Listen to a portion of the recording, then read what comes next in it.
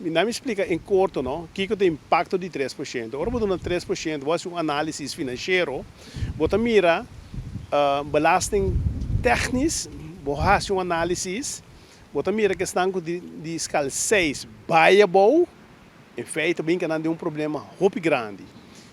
Que é problema tá? É problema tá que esta ranha uma entrada, e tem que pagar belasting de budget, eta sobra nada.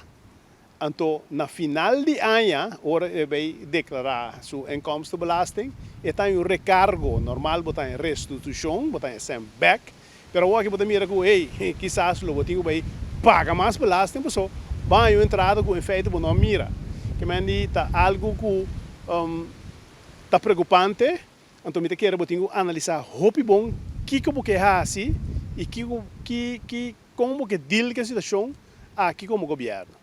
Então, esse é o ponto de vista. Então, last but not least, o qual a minha vista sempre é trabalhador, trabalha para sua pensão. Então, trabalha é salário, para trabalhar para sua pensão. Por isso, amanhã eu disse que, dentro do mais biel, é para desfrutar e seguir viva com uma entrada que está justo como pensão. Então, tem que botar que está pensando sobre isso. Duna é trabalhador, é trader não com nanting, então vamos estar formal na mesa para nós criar salário estrutura novo, nós criar também mais perspectiva, porque 45% de grande maioria de trabalhadores público está dentro do máximo de salário pegar para anos acaba.